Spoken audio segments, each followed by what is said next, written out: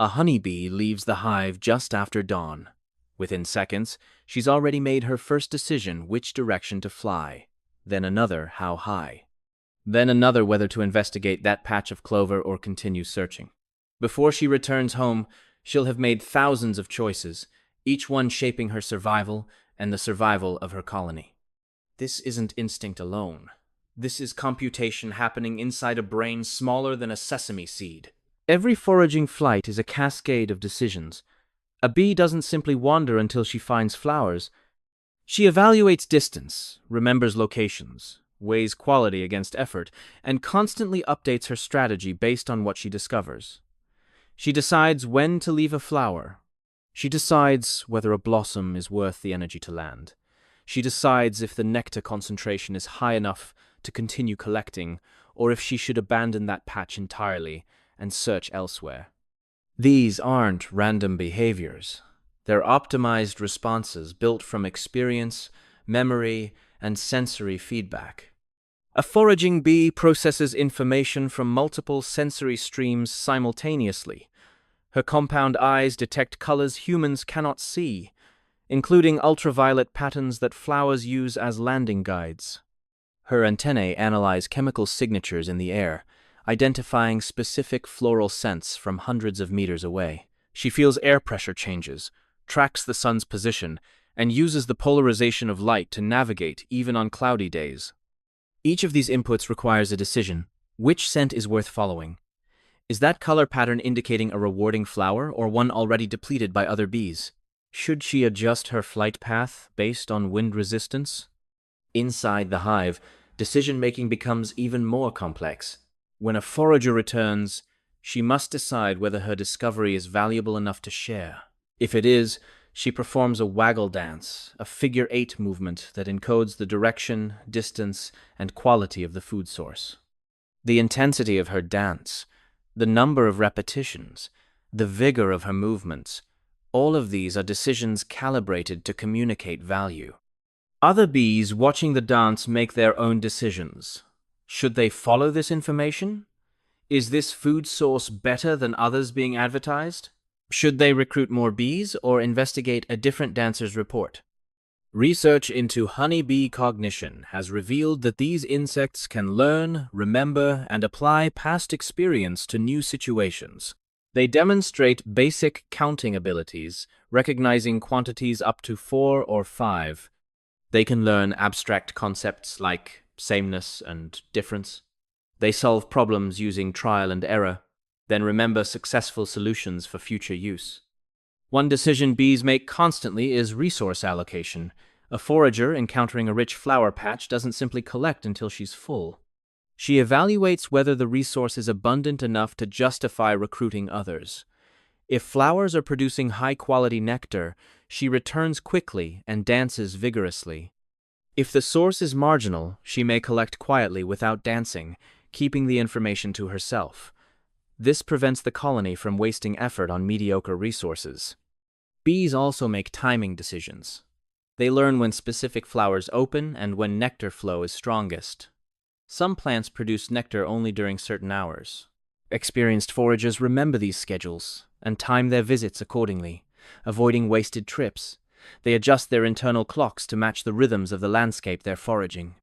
Inside the hive, different bees face different decisions based on their roles. Nurse bees decide which larvae need feeding and how much food to provide. Guard bees at the entrance decide whether an approaching insect is a nestmate or an intruder, making split-second assessments based on scent. Undertaker bees decide which dead or diseased individuals need to be removed from the hive to prevent contamination. Temperature regulation requires constant decision-making by thousands of bees simultaneously. When the hive gets too warm, some bees position themselves at the entrance and fan their wings to create airflow, while others collect water and spread it inside to enable evaporative cooling.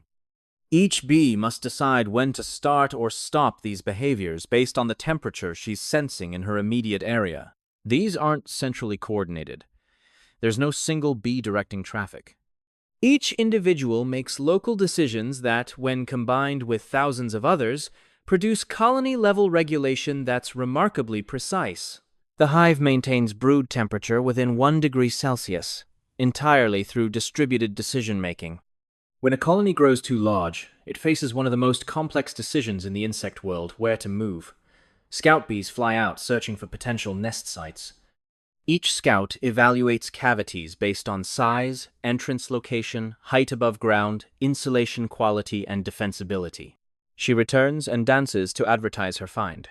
Multiple scouts may find different sites. Each dances with intensity matching her assessment of quality. Other bees visit these sites, form their own opinions, and return to dance or not. Over hours or days, the colony reaches consensus. Sites judged inferior lose dancers. The best site accumulates more and more support until a threshold is reached and the swarm departs. Scientists studying this process have found that it resembles decision-making algorithms used in computer science and neuroscience. The colony essentially runs a distributed computation, weighing options through competitive signaling until the best choice emerges. No individual bee knows the outcome in advance. The decision arises from the collective process. Even the act of flying requires continuous micro-decisions. A bee adjusts her wing beat frequency, body angle, and trajectory dozens of times per second, based on air resistance, obstacles, and destination. When carrying a load of nectar or pollen that may weigh nearly as much as her own body, she compensates by altering flight mechanics in real time. Every gust of wind, every obstacle, every change in light conditions demands an immediate response. Researchers have observed that bees make trade-offs similar to economic decisions. When faced with uncertainty, they demonstrate risk sensitivity. If food is scarce and the colony is in danger, bees become risk-takers, investigating novel sources and accepting marginal rewards. When resources are abundant, they become conservative, sticking with proven, reliable sources. This isn't random. It's adaptive decision-making shaped by the colony's current state. Bees also make social decisions. When conflict arises over resource ownership or hive space, individuals must decide whether to escalate or retreat. They assess opponents, weigh the value of what's being contested, and choose strategies that balance benefit against cost. Aggression is itself a decision, deployed selectively rather than reflexively. The capacity for these thousands of daily decisions exists within a brain containing roughly 1 million neurons. For comparison, a human brain has about 86 billion neurons. Yet with this tiny neural architecture, a bee navigates complex environments, learns from experience, communicates abstract information, and participates in collective decisions that determine her colony's survival. This challenges assumptions about what simple nervous systems can accomplish. The computational efficiency of a bee brain far exceeds anything humans have engineered at that scale. Every decision is made with minimal energy expenditure, using circuits that operate on the edge of physical limits. Understanding how bees make decisions has implications beyond entomology.